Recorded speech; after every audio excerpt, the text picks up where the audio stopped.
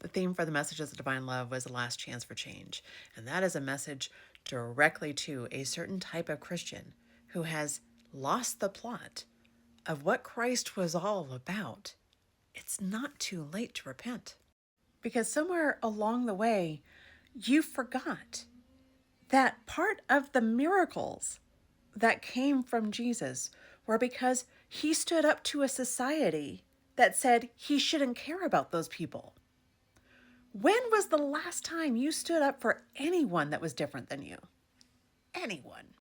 And if you have to threaten people in order to get them to believe the thing that you say is so universal that all of us should believe it, then why is it not evident in your actions? Why are we just not inspired by your good works? Because here's a hint, if you have to threaten it, it's coercion. That's not faith. Faith is a living, breathing connection to the divine. And not only just the divine up there or wherever you find it, but in each other. We are supposed to find Christ in each other. One of the most powerful lessons that I learned even before I had this magnificent vision that happened in Medjugorje was the awareness that Christ could be present in every single person that I encounter. And if I am not treating every single person as if the life and the spark of Christ is in them, then I can't call myself Christian. That was a lesson that I learned when I was like 8. I had a great parish priest who really taught me a lot, and my faith mattered so much to me that I wanted to be a living embodiment of what kindness and compassion can do in this world. And that does not mean that I succeed all the time. I have failed so many times. There have been times I did not treat others as I wanted to be treated. But that doesn't stop me from trying again the next day to be better. I think all of us have borne witness on some level to where kindness is truly transformative, where a gentle word or an enthusiastic encouragement can make all the difference in our success. Because have you ever noticed that miracles always follow kindness? You can't shame cancer into curing itself, right? But kindness, gentleness, compassion, meeting someone where they are, that could make all the difference in someone's recovery. The more kindness that we are pouring into our daily lives, the more energy we are building up for miracles to be passed along to anyone who needs them.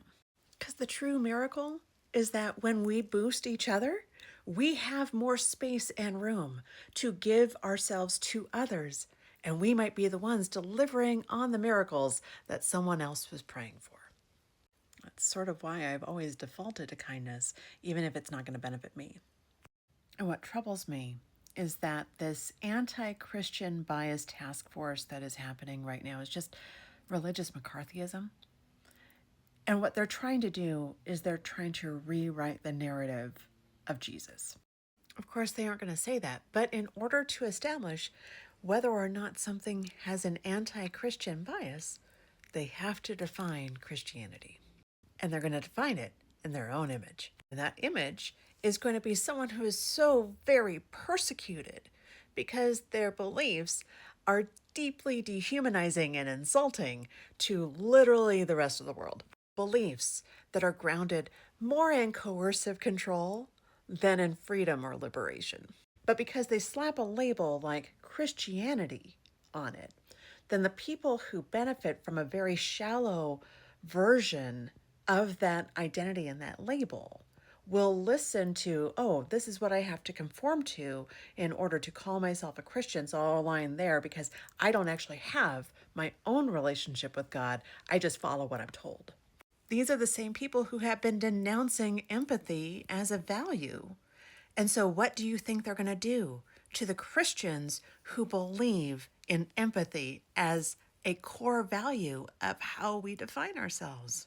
And with the Pope's death, there is a vacuum of spiritual leadership right now, of someone who has the moral authority to stand against this rewriting of what it means to be a Christian.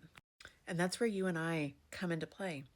Why we need to be pouring more kindness, more gentleness, more compassion into our systems, into our daily interactions.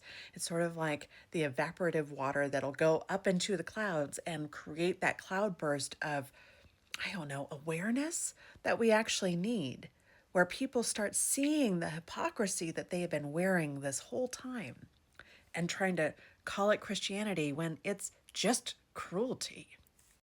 See, in my Christianity, it is about living my faith, making it a truly connective experience to who I am as an integrated part of how I show up in this world. I cannot understate the transformative power that comes from just acting with love. And I don't mean that you have to embrace every person who hates you. We're going to build up to that. I do mean you have to stop tearing down the people that love you. And maybe this would be a good time to stop tearing down yourself. Because while I am not a believer that if you don't love yourself, you can't love others, I will say that your experience of love is incomplete until you start applying it to yourself. So even if you're just improving your self love by 5%, you have put more love and room into the world to experience those miracles coming back at you. And trust me, it gets paid back all the time. Go forth and let your good works be your defining characteristic, not the labels that you have slapped on your sleeve to prove to yourself that you belong. Create belonging through connection, always.